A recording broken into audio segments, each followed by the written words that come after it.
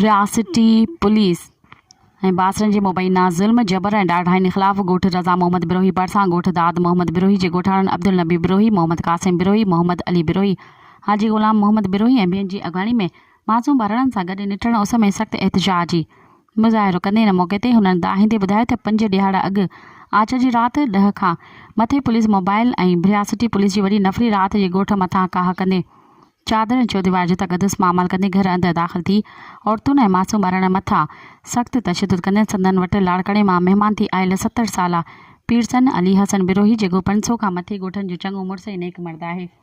उन सां संदन भाउ ग़ुलाम मुस्तफ़ा बिरोही खे ज़बरदस्ती खंबे खणी विया आहिनि, जिन जो को बि ॾस पतो न आहे। असांखे ख़दशो आहे त रियासती पुलिस असांजे नाहक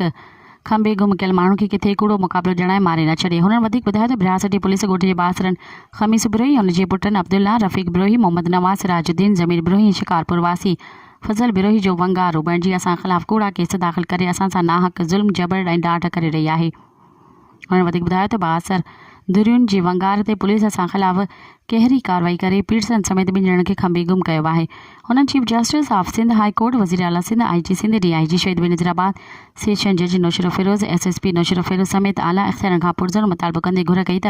रियासती पुलिस जे ज़ुल्मनि खां निजात ॾियारी खंबे गुम कयल 2 ॼणनि खे फ़ौरन आज़ादु करे इंसाफ़ ऐं तहफ़ुज़ फराहम कयो वञे। मज़ीद ख़बरनि ऐं तफ़सीलात लाइ विज़िट कयो असांजी वेबसाइट www.awamiNewsHD.com ऐं ॾिसंदा रहो अवामी न्यूज़ HD।